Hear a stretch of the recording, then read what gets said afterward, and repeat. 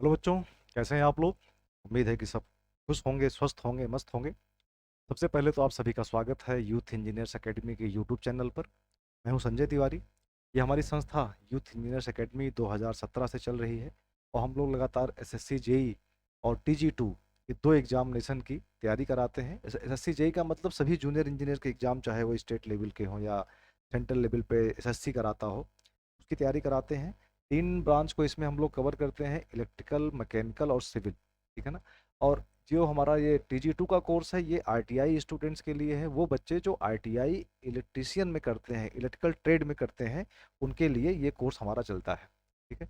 और ये टीजी2 वाला कोर्स ऑनलाइन ऑफलाइन दोनों मोड में है। एसएससी जेई का कोर्स अभी हम लोग सिर्फ ऑफलाइन मोड में लेके चल रहे हैं और लखनऊ में बेस्ड है। लखनऊ में आप बहुत फेमस एरिया है, आलमबाग एरिया है, कभी आए होंगे तो आपने देखा होगा। वहाँ पर एक बहुत फेमस सा मॉल है, फिनिक्स मॉल है। उसी के जस्ट बगल में ही हमारा ये सेंटर है। आप कभी लखनऊ आइए तो ज़रूर विजिट करिए, बहुत अच्छा लगेगा। खैर, के बात आगे बढ़ते हैं। जैसा कि आपको मालूम ही है कि हम लोग थ्योरी ऑफ मशीन का एक बहुत बेहतरीन सा चैप्टर, जिसको आप कहते हैं बेल्ट ड्राइव, को पढ़ रहे हैं और उसमें 3 लेक्चर अभी तक हो चुके हैं।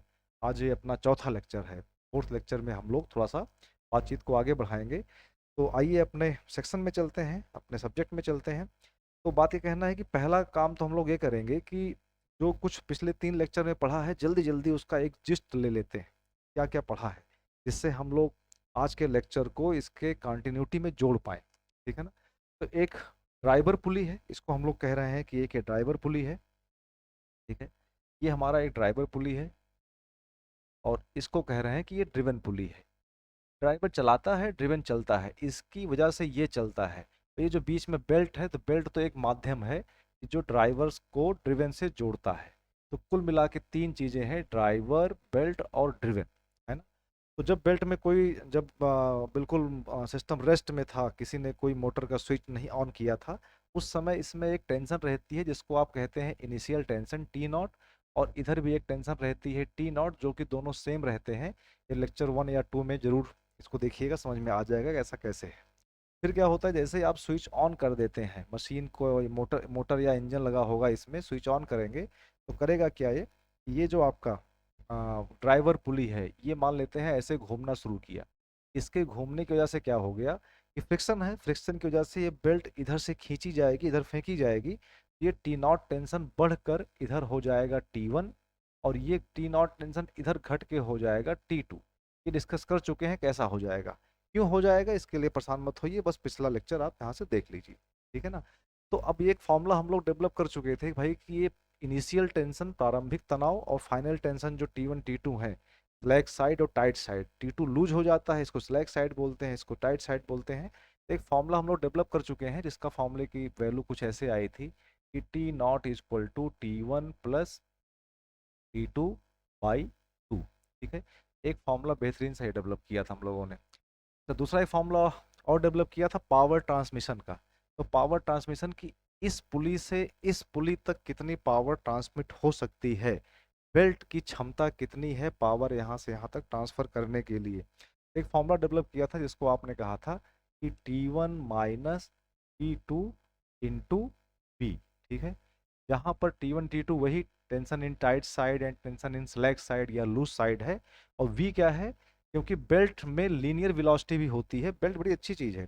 बेल्ट जहां तक पुली के संपर्क में है, वहां तो ये सर्कुलर मोशन करती है। जब देखिए कैसे दिखाई पड़ रहा है, ये देखिए, बेल्ट यहां से लेकर और यहां तक तो पुली के संपर्क में है। ठीक है ना। तो यहां से लेकर यहां तक बेल्ट के किसी भी एलिमेंट में, किसी भी पार्ट को देखा जाए, तो एक सर्कुलर मोशन कर रहा है। लेकिन जैसे ही बेल्ट इसके आगे बढ़ता है और यहां तक, तो इतने सेक्शन में बेल्ट में सिर्फ लीनियर मोशन है। इस लीनियर मोशन की वैल्यू क्या है, V, मीटर पर सेकेंड।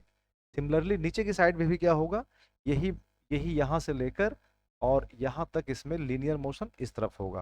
तो ये लीनियर मोशन ऑफ बेल्ट है ना, लीनियर वेलोसिटी ऑफ बेल्ट, है ना, बेल्ट का रेखीय वेग। ये एक फॉर्मूला डेवलप कर लिया था हम लोगों ने। अच्छा, कुछ फॉर्मूले और डेवलप किए थे फर्स्ट लेक्चर में। क्या उसको कहा था हम लोगों ने कहा था उसको लैप एंगल, एक शब्द लिया था, लैप एंगल, सॉरी, एक शब्द लिया था हम लोगों ने, इसको कहा था हम लोगों ने लैप एंगल। लैप एंगल किसे कह रहे हैं? देखिए, लैप एंगल, लैप एंगल या इसी को कहते हैं एंगल ऑफ कांटेक्ट और एंगल ऑफ कांटेक्ट, दोनों एक ही बात है। तो अगर दो पुली है, एक बड़ी है एक छोटी है, तो दोनों पुली के लिए एंगल ऑफ कांटेक्ट अलग अलग आया था, जिसको आपने कहा था अगर जो थीटा है ये इसके लिए है, बड़े वाले पुली के लिए, तो आपने कहा था 180 डिग्री प्लस 2 अल्फा, ये कहा था। और स्मॉलर के लिए थीटा को कहा था कि 180 डिग्री माइनस 2 अल्फा। ठीक है, ये बिगर पुली के लिए था और ये स्मॉल पुली के लिए था। खास तौर से कब? एक बात और, जबकि हमारी बेल्ट ड्राइव एक ओपन बेल्ट ड्राइव है, ओपन बेल्ट ड्राइव में ये फॉर्मूला डेवलप किया था। तो खाली बात ये फंस गई थी कि अल्फा क्या है ना। इस अल्फा के बारे में बात हुई कि अल्फा क्या है, व्हाट इज अल्फा। तो अल्फा कहते हैं, इसके लिए फॉर्मूला डेवलप किया गया था कि ओपन बेल्ट ड्राइव में कि sine alpha is equal to R1 minus R2 divide by x, divide by x, जो कि दोनों सेंटर के बीच की ये दूरी एक्स है। तो अभी तक कुल मिला के हम लोग इतने फॉर्मूले पे काम कर पाए हैं। ठीक है, अब थोड़ा सा और हम लोग आगे बढ़ेंगे, है ना। अब बात करनी है कि पावर का ट्रांसमिशन कर लिया, अब बात करना है कि मोशन का ट्रांसफर कैसे हो रहा है।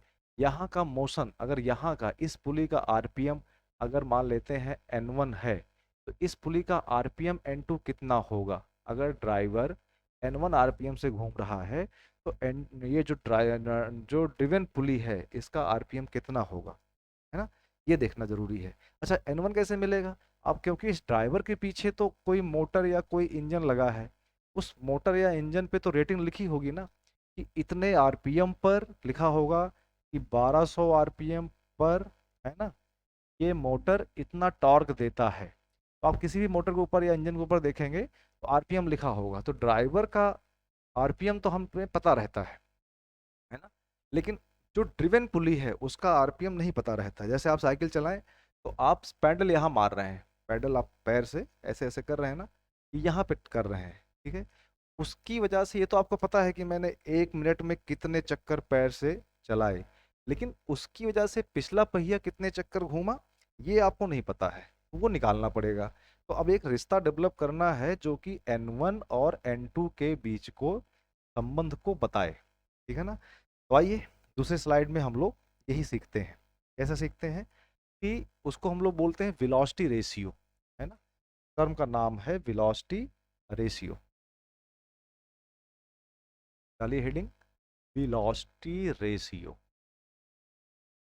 अभी समझे जरा वेलोसिटी रेशियो क्या है और फॉर्मूले को डेवलप करें। इससे हम ये जान पाएंगे कि हमारी स्पीड घट रही है या बढ़ रही है, ठीक है ना, ये जान पाएंगे।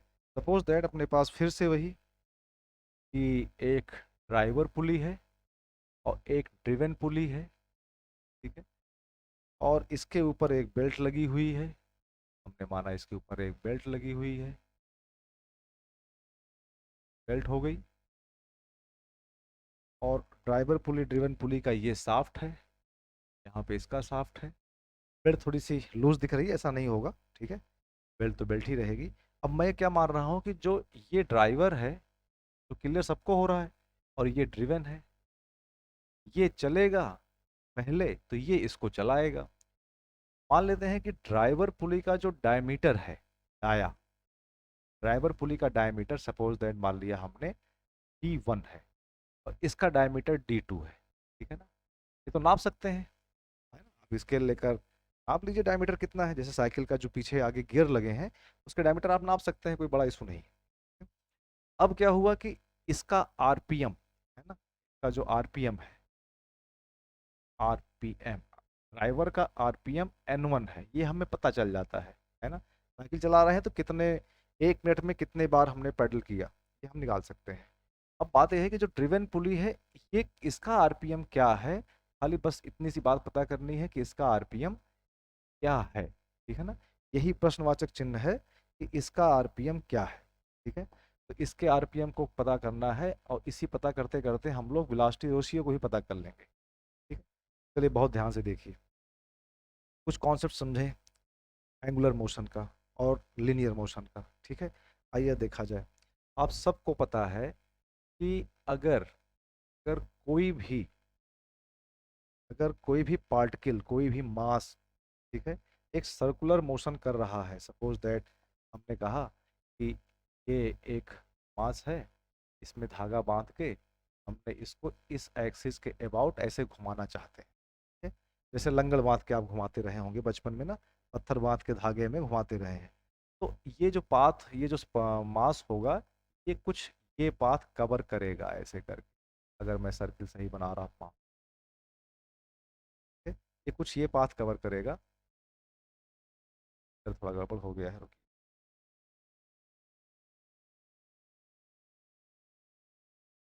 ओके सर, इसका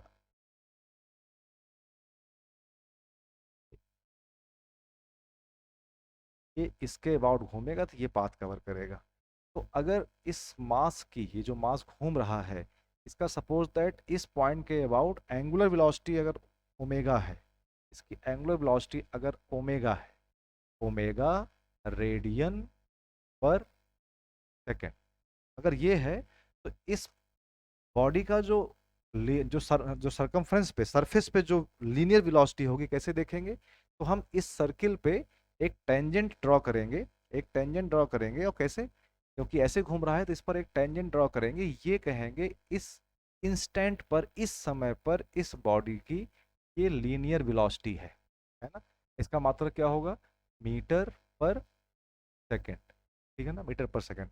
और अगर इस जो मास का सेंटर से डिस्टेंस है, अगर ये रेडियस आर है, तो आपको मालूम है कि v is equal to r omega होता है। ये फॉर्मूला बहुत बचपन से पढ़ते आ रहे हैं हम लोग, है ना?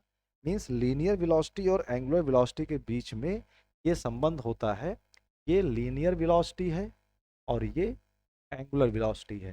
ठीक है, एंगुलर वेलोसिटी और लीनियर वेलोसिटी के बीच में ये संबंध आप पढ़ते आए हैं बहुत दिन से। ठीक है, इसी का फायदा लेंगे हम लोग इस बेल्ट ड्राइव की प्रॉब्लम को सॉल्व करने में। ठीक है, चलिए देखा जाए कैसे लेंगे।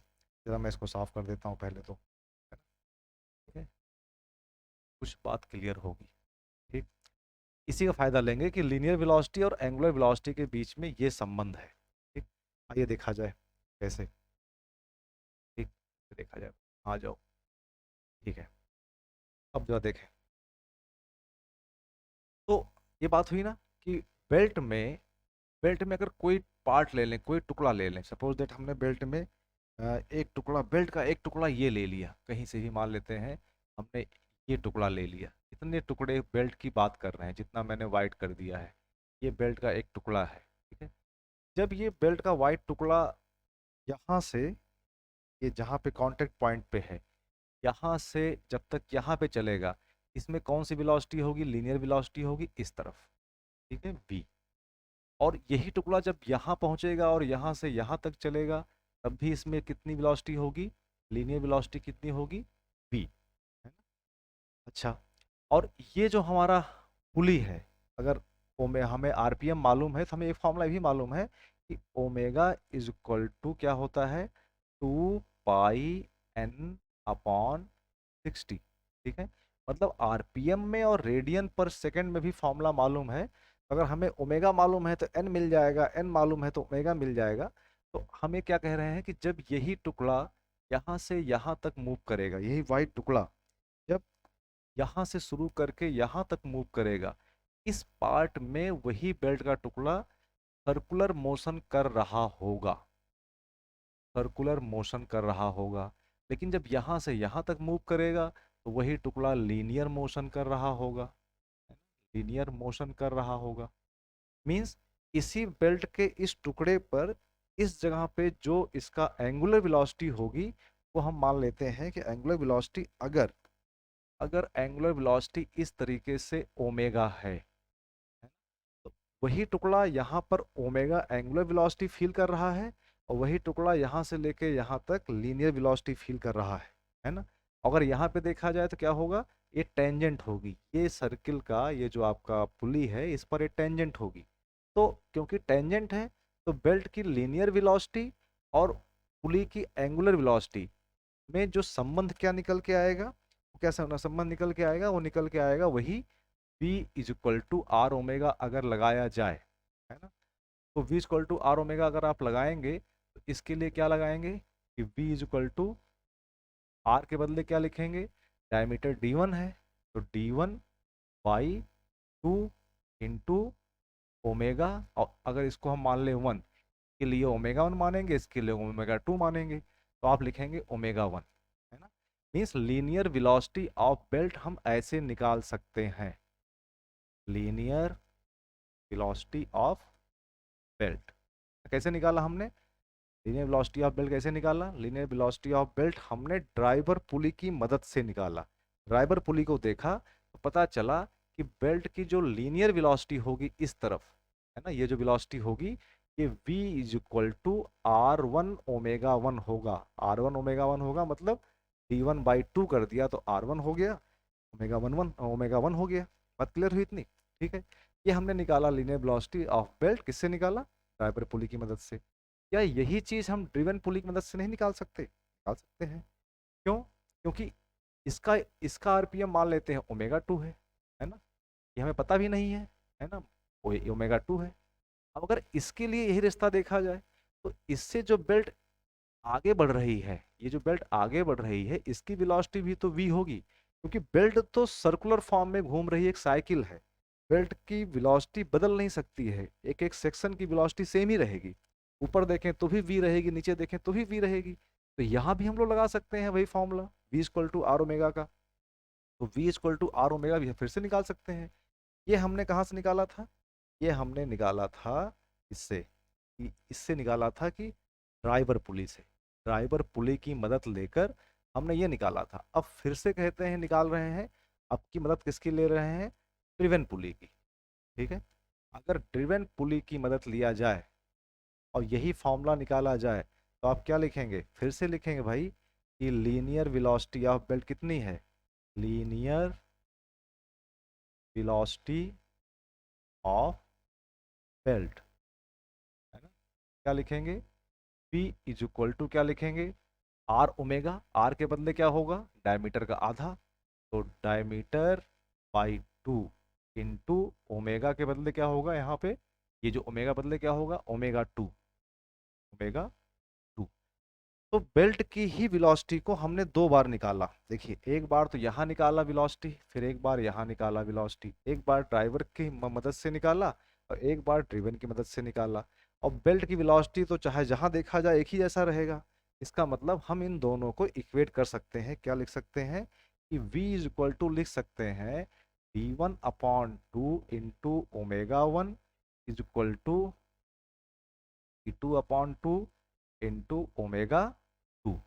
यहाँ तक किसी कोई समस्या तो नहीं आ रही होगी, ठीक है। चलिए देखें, थोड़ा सॉल्व कर लेते हैं इसको, और कैसे, इस तरह यहाँ से, तो भाई 2 से 2 तो कट गया, हमारे पास क्या आ गया ये। अच्छा, ओमेगा का फॉर्मूला क्या होता है, 2 पाई n अपॉन 60, तो ये हो सकता है इसको हम लोग लिख सकते हैं क्या, इसको लिख सकते हैं d1, ओमेगा क्या हो गया 2 पाई n, जहाँ है वहाँ n1 कर देंगे, n1/60 is equal to d2 into 2 pi n2/60, ये हो गया, ठीक है ना। इसमें कोई समस्या नहीं आ रही किसी को, अच्छा ठीक है। तो कैसे किया इसको हम लोगों ने, भाई किया तो ऐसे ही है ना, ये जो 2 से 2 कट गया, ठीक है, तो d1 ओमेगा 1 की वैल्यू रख दी। यहाँ देखा जाए ध्यान से तो 2 पाई कैंसिल आउट हो गया, 60 से 60 कैंसिल आउट हो गया, तो क्या निकल के आता है हमें यहाँ पे, अगर इसको ध्यान से देखा जाए तो निकल के क्या आ रहा है, देखिए जरा, n2/n1 अगर निकालने की बात करें, what is the value of n2 divide by n1, तो ये क्या आ रहा है, n2 डिवाइड बाई n1, तो आ जाएगा d1 divide by d2, d1 divide by d2। इसी n2 divide by n1 term को हम लोग क्या बोलते हैं, velocity, velocity ratio, velocity ratio, ये होता है वेलोसिटी रेशियो। इसको हम लोग लिखते हैं वी आर से, और वी आर क्या हो गया, N2 डिवाइड बाई N1, और वैल्यू क्या आती है, तो D1 डिवाइड बाई D2। ठीक है ना, ये बात समझ में आ गई, इसी को बोल रहे हैं वेलोसिटी रेशियो। इसका मतलब अगर हमें पुली का डायमीटर मालूम है, हम बता सकते हैं कि अगर एक पुली 1 आरपीएम से घूम रही है तो दूसरी पुली कितने आरपीएम से घूमेगी, का ये तो फायदा मिला ना।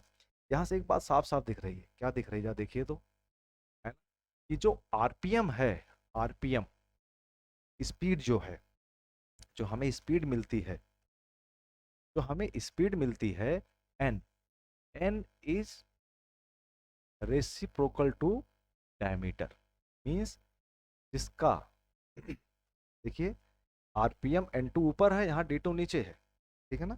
इसका मतलब क्या हुआ कि जब डायमीटर हमारा छोटा होगा तो आरपीएम हमारा ज़्यादा आएगा, आरपीएम हमारा ज़्यादा आएगा। का एग्जांपल भी समझ लीजिए, आप सब लोग साइकिल चलाते हो ना, सब लोग साइकिल चलाते हो, ठीक है, बचपन में सबने साइकिल चलाया है, अभी भी चला रहे होगे, जरा समझा जाए क्या होता है उसमें। ठीक है, देखिए, एक मैं बनाता हूँ साइकिल बड़ी प्यारी सी, सपोज दैट कि ये एक साइकिल है। एक साइकिल में क्या होगा, दो पहिए होंगे, चलो भाई बराबर के दो पहिए लगा दिए, और एक फ्रेम होगा, ये एक फ्रेम हो गया, ये साइकिल हो गई, ऐसे करके ये हैंडल भी लगा दिया आपने। ठीक है, अब इतना ही नहीं होता है, इसमें बीच में गियर्स लगे रहते हैं। तो देखा आपने क्या कि यहाँ पर एक बड़ा गियर लगा रहता है जिसपे पैडल लगाते हैं, और यहाँ पे एक छोटा गियर लगा रहता है, और इसके ऊपर एक चैन लगी रहती है, चैन कुछ ऐसे करके रहती, ये हमारी चैन होती, ये चैन। और इस गियर को आप यहाँ पे यूज करते हैं, पैडल लगा देते हैं ऐसे करके, इस पैडल पे आप पैर के घुमाते हैं। अब जरा देखिए ना, इसका डायमीटर ज़्यादा है, इसका डायमीटर हमेशा आपको क्या मिलेगा, ज़्यादा मिलेगा, इसका डायमीटर कम मिलेगा, है ना। अगर D1 is greater than D2, इसका मतलब क्या होगा कि जो आपका N2 होगा, ये N2 ज़्यादा होगा N1 से। मतलब आप एक चक्कर इसको घुमाएंगे, साइकिल के पैडल पे आप एक चक्कर मारेंगे, तो अगर इसका डायमीटर इसका डबल है तो ये दो चक्कर घूमेगा, है ना। तो आप देखेंगे जो बड़े लोगों की साइकिल होती है, हम लोगों की साइकिल है, उसके डायमीटर में दोनों के बीच में ज़्यादा अंतर होता है। लेकिन जैसे ही आप छोटे बच्चों की साइकिल देखेंगे, तो आप देखेंगे क्या कि ये डायमीटर और ये डायमीटर के बीच में अंतर बहुत कम है, क्योंकि हम नहीं चाहते कि बच्चे बहुत तेज चला पाए, हम चाहते क्या है, बच्चे थोड़ा बहुत तेज चलाएं, बहुत कम अंतर होगा। हमारी साइकिल में देखिए, तो एक जो पैडल चलाते हैं उसका डायमीटर इतना रहता है ना, और जिस पे पीछे जाता है उसका डायमीटर छोटा सा रहता है, कम से कम और नहीं तो 4 या 5 टाइम्स के डायमीटर का अंतर है। इस मतलब इसके एक चक्कर में ये 5 चक्कर घूमेगा, तो साइकिल हमारी बहुत तेज चलेगी। जब ये 5 चक्कर घूमेगा तो ये पहिया भी 5 चक्कर घूमेगा, जब 5 चक्कर घूमेगा तो हमारी साइकिल तेज चलेगी। तभी हम कह पाएंगे कि हमें कुछ मैकेनिकल एडवांटेज मिल रहा है, तभी उसे हम मशीन भी कह पाएंगे, है ना? तो इस तरीके से हम लोगों ने आज वेलोसिटी रेशियो देख लिया। ठीक है, अब वेलोसिटी रेशियो देखने के बाद हम लोग जब कल नेक्स्ट लेक्चर में मिलेंगे, तो अभी हम लोग क्या देखेंगे कि जो हमारे पास ड्राइविंग टेंशन है, एक ड्राइविंग टेंशन T1 है और एक ड्राइविंग टेंशन T2 है। ठीक है, ये टाइट साइड का है और ये फ्लैट साइड का है, इनके बीच का आपस में संबंध क्या है, ये बड़ा इंपॉर्टेंट सा एक डेरिवेशन हम लोग करेंगे, और देखेंगे कि T1 और T2 के बीच का रिलेशन क्या है। तो आपको मिलने वाला है T1/T2 is equal to T1/T2 equal to e⁻⁻μ theta. ठीक है, यही मिलने वाला है, नेक्स्ट लेक्चर में हम इसको प्रूफ करेंगे। ठीक है ना, तो अगले लेक्चर में मिलिएगा, और इस लेक्चर को देख के चलेंगे, फिर प्रूफ करेंगे, उसके बाद न्यूमेरिकल करने के लायक भी हम लोग कुछ कुछ हो जाएंगे। ठीक है ना, तो आज के लेक्चर के लिए मुझे लगता है बहुत है। Thank you so much. अगर ये लेक्चर आपको किसी काम का लगा हो, लगता हो कि किसी और को भी भेजना चाहिए, आपके दोस्तों के काम का हो, तो ज़रूर शेयर करिएगा, लाइक करिएगा। शेयर करने से, लाइक करने से उत्साह बढ़ता है हम सबका, अच्छा लगता है, और बेहतरीन तरीके से काम करने का मन करता है। ठीक है, थैंक यू सो मच। खुश रहिए, मस्त रहिए, पढ़ते रहिए। बेस्ट विशेष।